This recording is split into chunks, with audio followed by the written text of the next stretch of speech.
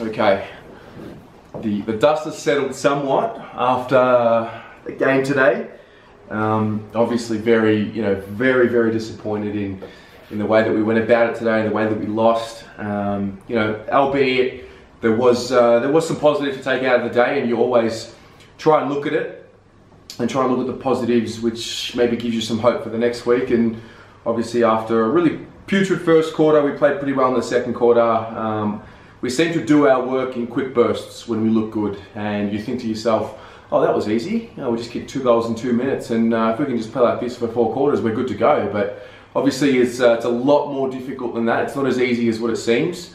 And here we are at 0-4, really just licking our wounds. I've had a chance to settle down a little bit. I'm not going to lie, it stings. It stings. It's been stinging all day, and it's just been on my mind, and just disappointed and feeling all the emotions that I'm sure you're feeling as well if you're watching this. And so I wanted to go through the list and give them some ratings, because I didn't feel like it was the right time to do it right after the game. I was way too wound up. Emotions were just flowing. It's amazing what your footy club can do to you when you're a real passionate supporter. It's amazing how it controls your the way you think and the way you feel. But one thing's for sure, next Sunday I'll be there again, 6:40 AM, Carlton, Western Bulldogs, and I'll be cheering those boys on, and I'll be disappointed again at the end of the game if we lose, and I'll be up and about if we win. So that's what it is to be a supporter of your club. You always probably give me until the Tuesday or the Wednesday, and then I'll be firing through the message, we can win this week. So that's that. Obviously, we're all entitled to feel and express how we feel the way we do. With the supporters, especially the Facebook groups and everything, I tend to stay away from them after losses, because just the toxicity is a little bit too much. But the reality is, we've got to be, I think there's 2 eras of Carlton supporters. There's those who have grown up watching nothing but success and sort of being completely outraged because it's like this once great club has fallen to a piece of shit. And then there's the new generation who didn't grow up with success, or a little bit more patient, and then you sort of have those 2 eras colliding, and you get blocks, and you get people kicked out of groups, and you get personal attacks and all of that. But I would, as much as we can, we've got to try and tolerate each other, and winning heals everything, both on the field, off the field, and even in the supporter group. So I'll leave it at that. Okay, starting with the side that was selected, we'll go through some player ratings. Starting in the back line, Cade Simpson. I'm not going to lie, look, he had the 22 touches and the 8 marks. He looked a lot better than what he did last week. But yeah, there are just moments there where I start thinking to myself, is it the end? I felt like he struggled to keep his feet a little bit today at times. And by no means of the imagination was he bad today. He was. I would say he was a pass mark to good, but he just wasn't as prolific. And that's the reality of your football career. You get to a certain age, and you can't expect him to do as well as what he did last year. I thought he really squeezed out every drip of his potential juice, if you want to call it, last year. So yeah, I thought Simo battled, willingly. I'll give him a 6 for the game today. Jacob Wiedering has had an outstanding season.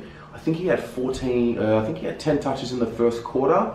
Ended the game on 22, on 20 touches, which is not, the possessions for him is obviously not what we're looking for, but especially in that first quarter, I thought he stood up very well. I thought he was our best. I made the comment that Sam Walsh was our best, but I had a look at the first quarter again, and Jacob Wiedering was without a doubt our best. And it's a relief, and there's one of the positives that we take out of the game today. He was so sure. Every contest he goes into, he's got this ability to think. It's the Jacob Wiedering that we saw come in from the under-18 championships with this composed head. He's got 3 full years of experience. He's failed. He's tried things that have worked. He's tried things that have not worked. He's been injured.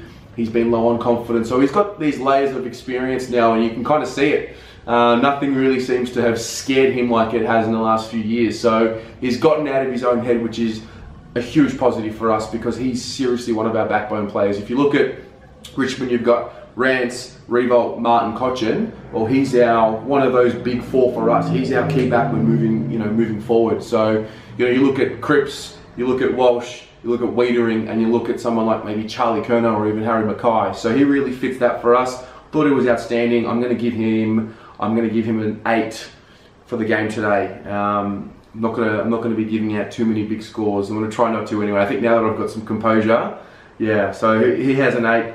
Daisy Thomas, again another one who I thought was much better this week. He had the 20 touches and the 10 marks, and what it said to me was he was spreading out. But I actually thought we ran wide a lot better this week than what we did last, and we gave ourselves more options when we moved the ball around the ground.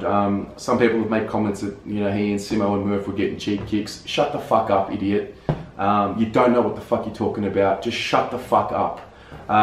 Anyway, Daisy was fine today. Good, not great. I want to give the entire defence a big acknowledgement, because to keep a team to 59 points is massive. Obviously, we just can't score. We just can't score well enough. But our defenders, especially in the first 4 rounds, have been nothing short of exceptional. So Daisy's obviously one of them. I'll give him a 7 for his game today. 20 touches is okay, but again, the senior guys, I want to see him really elevate and get those 25 to 28 and really help drive things forward. So yeah, Daisy was okay today. I enjoyed his game. Half back line, Lockie Plowman. Lockie Plowman, 14 touches, 9 marks. Had one of the worst moments I'm sure he'll be filthy at himself for that. I hope he's filthy at himself for that moment. It's that last 10 seconds, that, I don't know what you call that excuse for an effort. It was a man who had given up. It was a man who was not willing to say, there's the ball, I'm going to go and do something about it.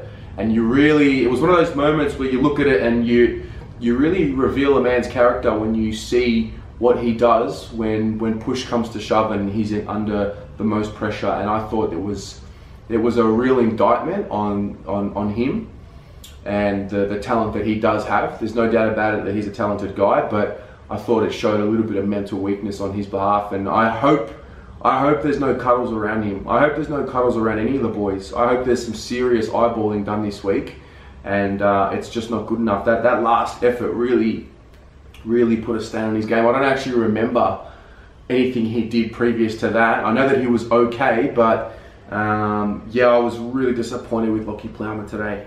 It was just shocking effort. He's someone that I've defended for so long, and you just can't defend that action that he had in that last quarter. So for that reason, I'm going to give him a 3, and I hope I never see that again. That was just, look, if you're not willing to do what's required to win games of footy, don't play. And that, simple.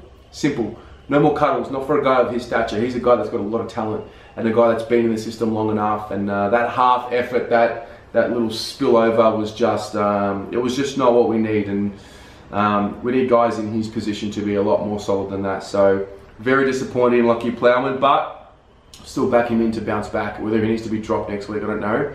I don't know if he really is going to be dropped, but yeah, that was a really piss weak effort, straight up. Liam Jones. Liam Jones is in serious form, serious career best form.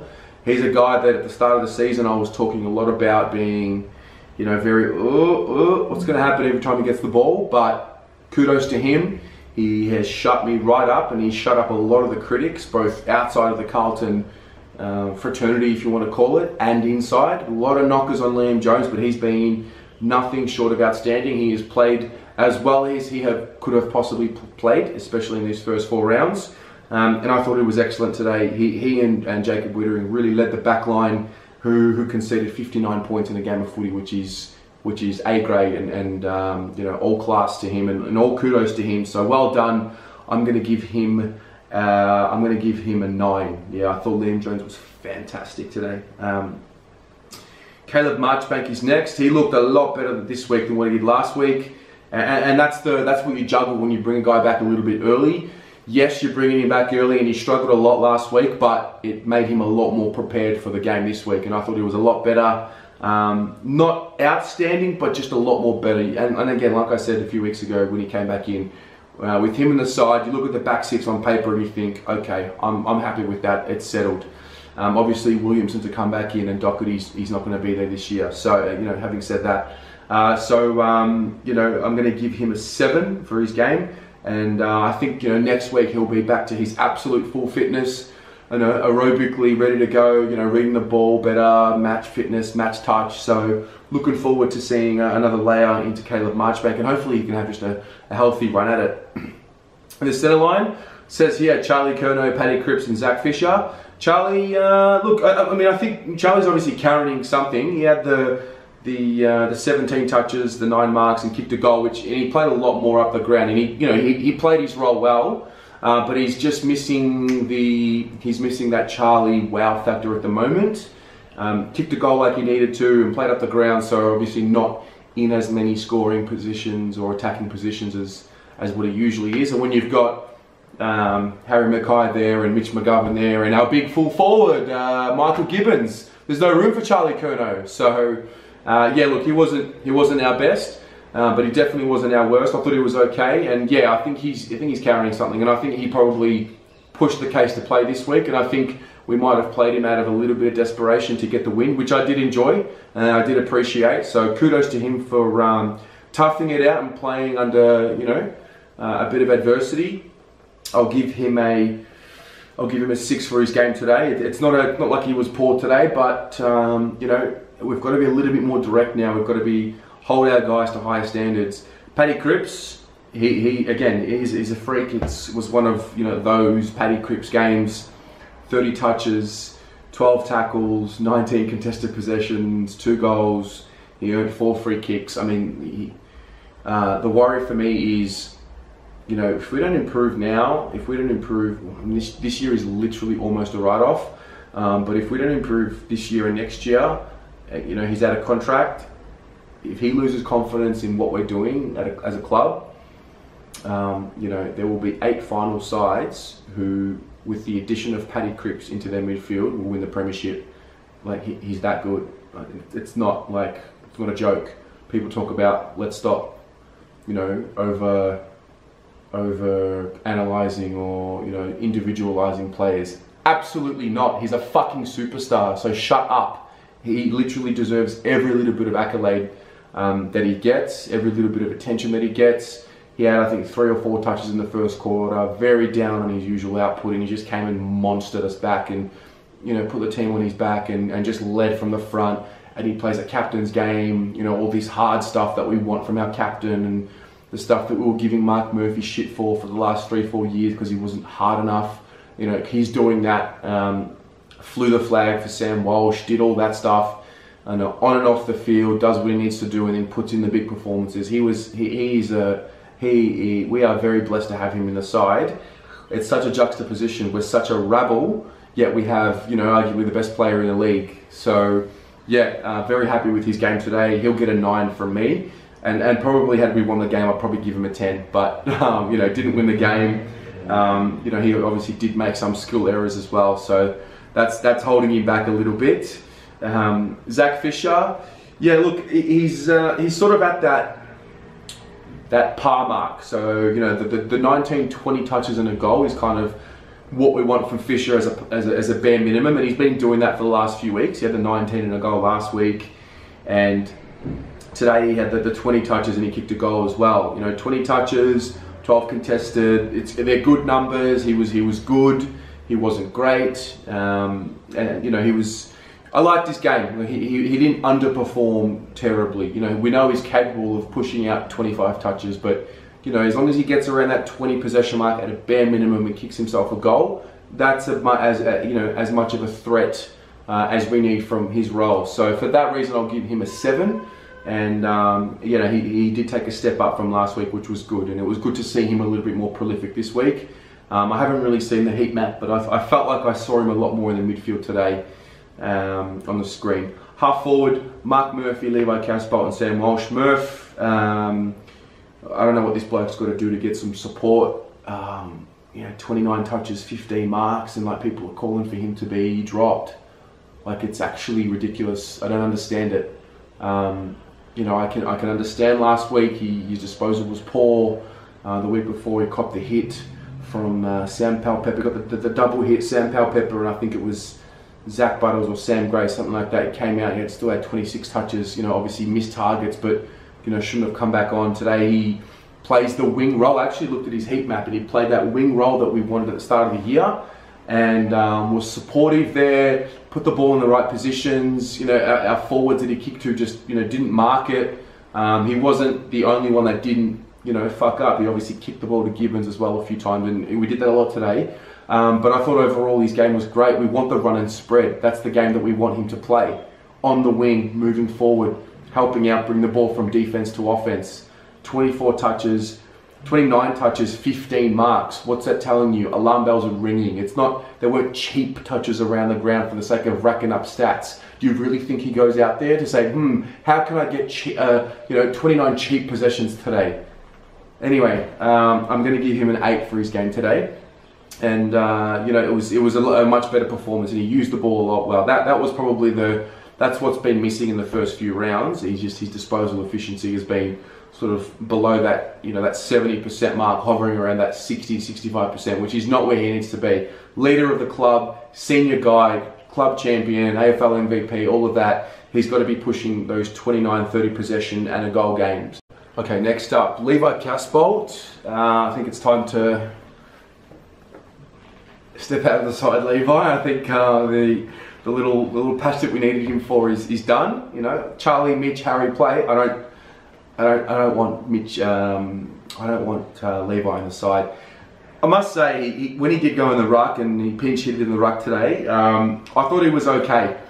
And what I liked about the strategy of the rucks today, I really noticed it today. They really got into the body of Jared Witts, and it was noticeable. So kudos to the coaching staff for that. They really got right into the body there. And I played ruck when I played footy, and it's brutal.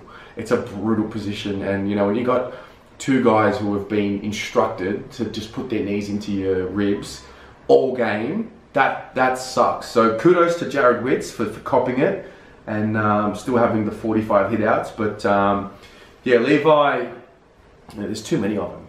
There's too many. I'd rather see Jack Silvani, someone who's a little bit more agile, and if Harry's got to go in the ruck when it's, you know, in the forward line, then so be it. I think Cruiser will be back from next week, and once that happens, then we can play you know, that Jack Silvani in the forward line, or even bring in an extra midfielder like a Matt Kennedy, and have, you know, one of the senior guys like Murph go forward, something like that. But the reality is, you know, thank you, Levi. Love you, love your work, love your service for the club. You know, I always respect the Carlton players who put on the jersey, but you know, it's, you know, moving forward, I personally don't think he's in the best 22. So I think he'll come out. I didn't think he was great today. I mean, he did present and do all those things, but you know, very minimal impact. So I'll give him a 3 for his game today.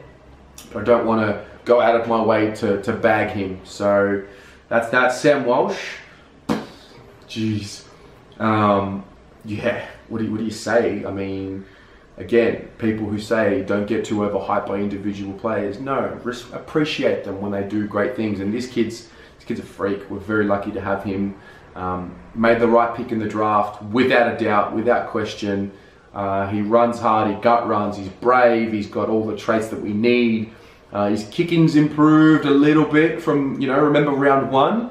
If you look at round 1 to now, you can see he's a kid that's learning, and he's just a no-fuss guy, and I love everything about the player, love everything about his character. And like I said before with Cripps, I really like that, you know, Cripps got over and flew the flag against, I think it was Jared Witts that hit Walsh after the courageous mark. So yeah, again, we've got to remember this kid is 18 years old, and we've got no expectations on him. You know, Paddy Dow, Lockie O'Brien went through all of last season with us saying, the kids, don't look at them, it's all good, they're just going to learn, they're just going to get experience. So let's not forget that Sam Walsh is literally in that same category, and he's taking the piss.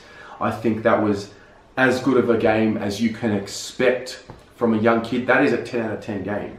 He was as good as he could possibly be for an 18-year-old playing in his first season of footy, and he deserves every pat on the back that he gets, and it would be a disaster if the AFL didn't give him the Rising Star nomination. So well done, Sam Walsh, 18 years old, and it's mind-blowing what he's been able to do in his first 4 games, and please keep that in mind when you're assessing him. In the forward line, Sam Petrevski-Seton, he had the 18 touches and the 7 tackles. I actually thought he had a little bit more impact than what the stats say, and the thing is, how can we get Sam Petrevski-Seton to have 25 touches? He just looks like when he gets the ball, he's able to produce some magic. There was an explosion out of the centre bounce. I believe it was the start of the second quarter when he hit up Mitch McGovern, and it was just like, oh, okay, I need to see that 12 times a game. That's the type of player we need Samo to become. Now, is that going to happen?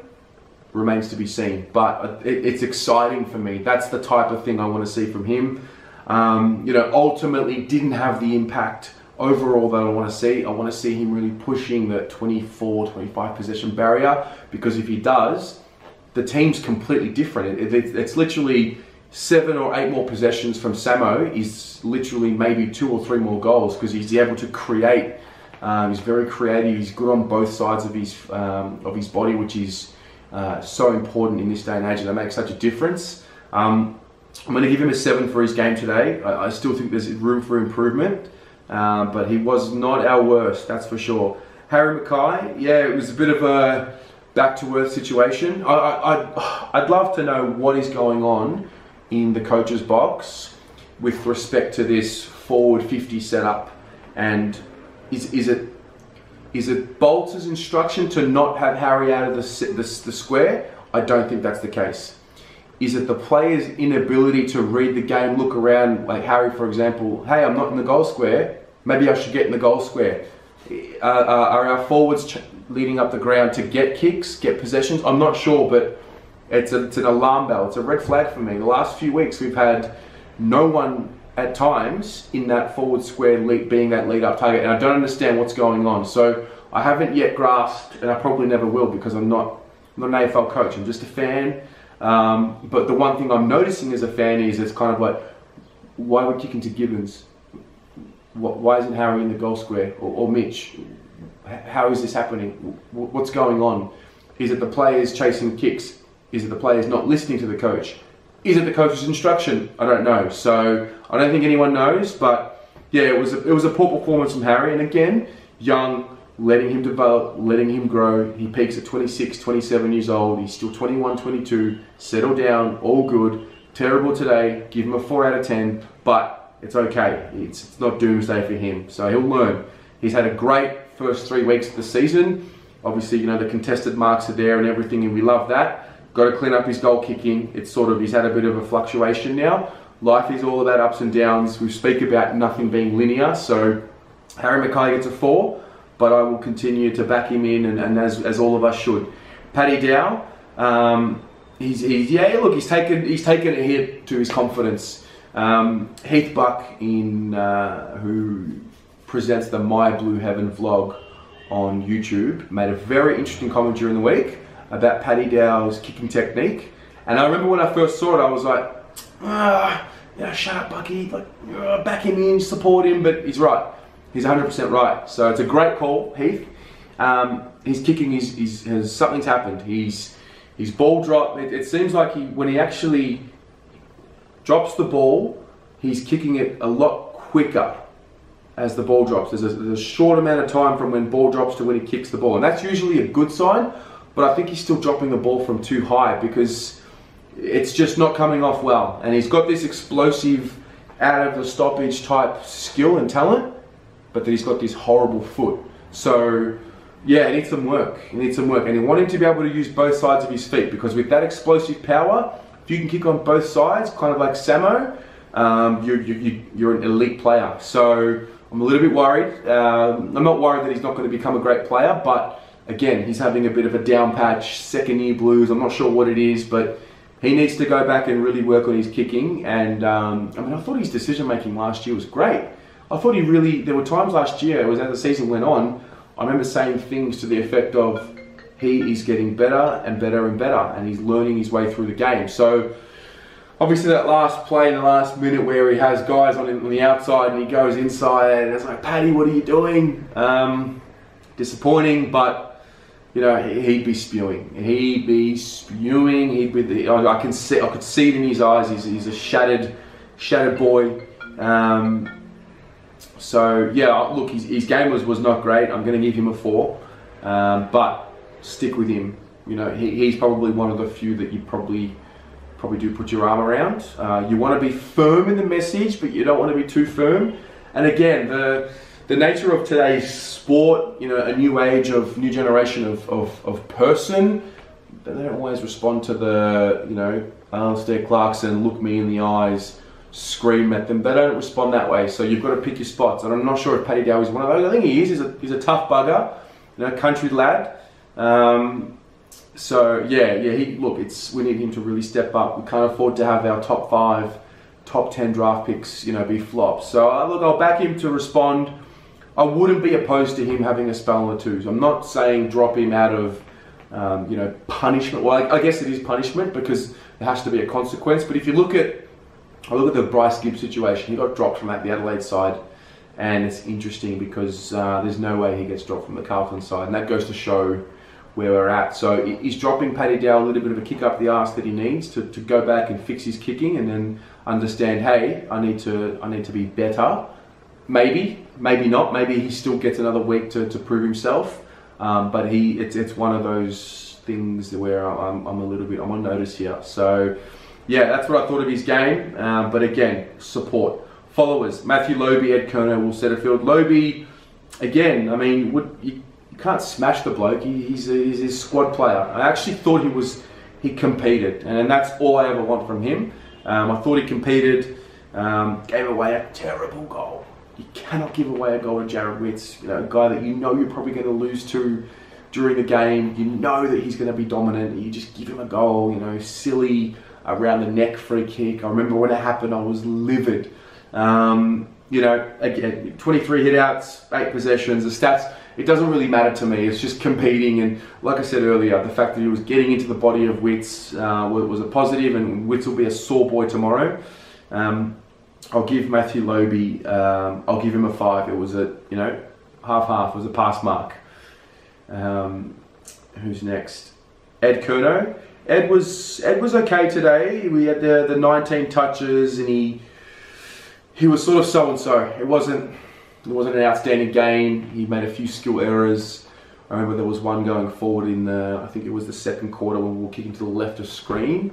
And it was a nice passage of play where we switched the ball. We were making those short kicks. He went out wide, it went out of bounds, and it was kind of like,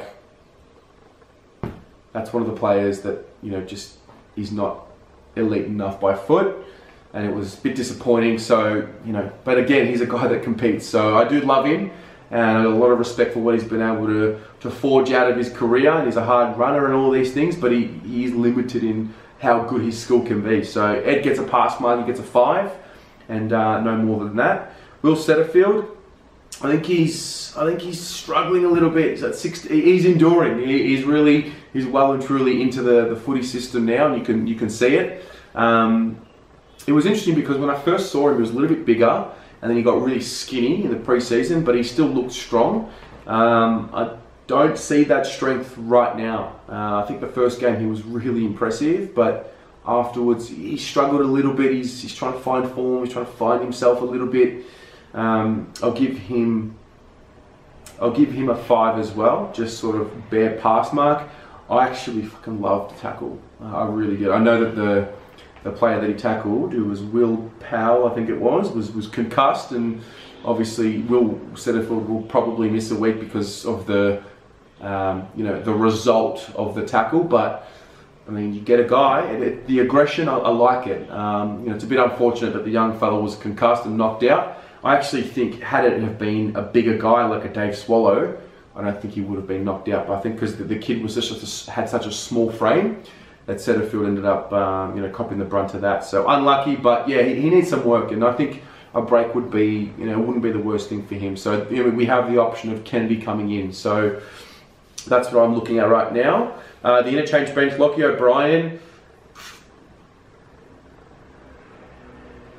don't know, didn't really impact so much. It was interesting because towards the end of last season he was coming on a little bit. He was getting the 17, 18 touches, and I thought, okay, this is good. Like, he's a kid that I didn't expect to play last year many games, maybe 5, 6, 7, 8 max. But I thought, okay, 18 touches, that's something to work with. Can we push him up, and can he become like a gaff type of runner, outside runner? But yeah, look, not a great game today. I'm going to give him a 4.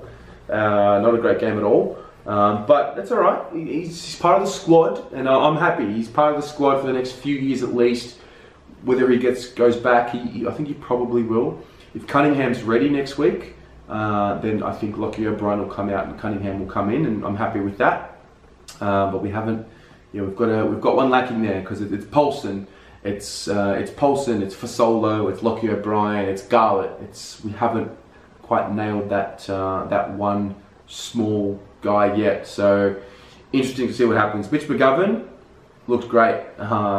Correct me if I'm wrong, but he kicked 3 goals in the second quarter.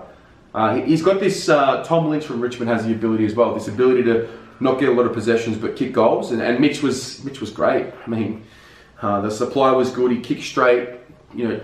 3 goals, tick your box, move on. Didn't have a lot of possessions. I do want to see him get a bit more of the ball. He had 6 touches today, and he's a smart footballer, and he's an impact player. So I would love to see him get more of the ball. But again, 3 goals is a tick for me.